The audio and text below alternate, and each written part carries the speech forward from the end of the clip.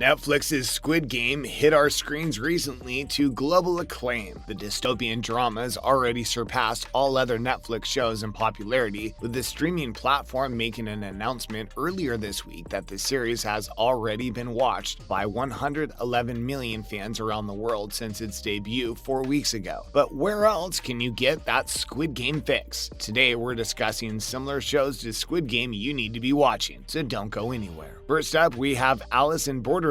While Squid Game is situated on a deserted island, Alice in Borderland takes the death game concept to another level by setting it in an abandoned Tokyo. Similar to the main characters in Squid Game, the protagonists of Alice in Borderland are normal people with no real skills. It's because they lack any real authority that they become more sympathetic and their journeys are more engrossing. Arasu and his two best friends, Choto and Kurobe, are being pursued by police while hiding in a subway bathroom. When they depart, they discover that the entire population of Tokyo has vanished and the city is deserted. Bizarre. They'll then be compelled to engage in life or death games, with the only choice being winning. Those who do not participate will be executed by the game's designer. You can see the obvious comparison with SG already. Next, we're looking at Snowpiercer. 2013's Snowpiercer was hardly the pinnacle of filmmaking, granted, but the TV show makes strides in developing its characters. Set in a post-apocalyptic world covered in ice, the story follows the characters as they're trapped on board a train carrying humanity's final survivors. As with Squid Game, the series contains life or death survival action that is amplified by its socio-economic overtones. Set 7 years after the Earth is imploded into a freezing wasteland, Snowpiercer follows the surviving members of mankind as they occupy a massive, continuously moving train that rounds the globe. In this engrossing television adaptation, class conflict, societal injustice, and the politics of survival are all questioned. Have you seen it yet? Let us know. Next up, another visit to Korea. Sweet Home is one of Netflix's most popular Korean dramas. It similarly depicts a group of individuals who must overcome their selfish nature and work together to live. It features a sizable cast of characters, yet despite its brief 10-episode duration, it manages to split its time between them all and provide satisfactory growth for everyone. Hyun, a lonely high school student who lost his whole family after a terrible tragedy, is forced to leave his home and confronts a new universe in which monsters are attempting to eradicate mankind. Now he must battle against all odds in an attempt to rescue what remains of the human species before it's too late. Will he make it? Who knows? Now back to Japan. As the title implies, Liar Game is a deception game in which participants must either lie their way to 100 million yen or lose and incur the same debt. Quite the gamble. Unlike Squid Game, which contains activities that need both intellect and brawn, this series is more focused on logic and reason, but it's still exciting for new viewers. Now, a trusting and naive character finds herself drawn into the mysterious game in which participants are given enormous sums of money and then have to scam each other out of them. A few become wealthy while the majority remain in debt for the rest of their lives. Nao's adversary is a former instructor. She seeks counsel from him, relieved, but is duped into handing him all her money. You should have seen that coming. Next, we look at the British show Black Mirror. Each new season brings with it a brief period of social media excitement, and with good reason. Black Mirror has an uncanny capacity to take our worries and anxieties about technology and magnify them to the point where they resemble nightmare material. Some episodes are truly terrifying. Over the last decade, technology has changed nearly every aspect of our lives without allowing us to pause and reflect. Each house, each workstation, each hand has a plasma screen in, a monitor or a smartphone, a dark mirror of our 21st century life. Black Mirror is a British anthology series set in the present day that features stories that delve into our common apprehension about the modern world and near future. Seriously freaky. Make sure to check it out and let us know what you think below. Next up, we have an installment of manga, so don't go anywhere. Highrise Invasion deviates significantly from the standard death competition formula in that it's unclear whether this is truly a competition. At the end of the day, the objectives remain consistent: survival at any cost. After seeing a man's skull being broken open with an axe, nice, 16-year-old Yuri Hanjo trembles in terror as she escapes her masked attacker, only to discover she is stuck in an abandoned building with every door shut. Weird. Yuri goes to the rooftop, desperately searching for a way out, but finds finds herself in a world devoid of life and surrounded by high-rise structures. Despite her sadness, Yuri's determined to find and rescue her brother after she discovers he's also in this weird world. However, she quickly discovers that there are more mass killers in the neighborhood eager to frighten their latest victims and satisfy their sickest cravings, leading Yuri to wonder if they will survive. How will she get out? Watch it to find out and tell us your thoughts. Now we're looking at Sense8, so stay there. This is a show in which individuals from all around the world are psychologically connected. This group must battle for survival against others who fear them. While there are no challenges for them to fulfill like there are in Squid Game, the story follows a similar route to a motley crew banding together in an escape quest. Sense8 is a narrative about 8 strangers, each from different culture and region of the world. They all find themselves becoming psychologically and emotionally bonded in the aftermath of a sad death they all witness through what they interpret as dreams or visions. While the 8 are attempting to figure out how and why this occurred and what it signifies, a strange guy named Jonas tries to assist them. Meanwhile, another stranger named Whispers pursues them, utilizing the same Sense8 ability to get complete access to a Sense8's mind after staring into their eyes. Each episode highlights the perspectives of the individuals as they interact with one another, diving further into their past and what separates and unites them.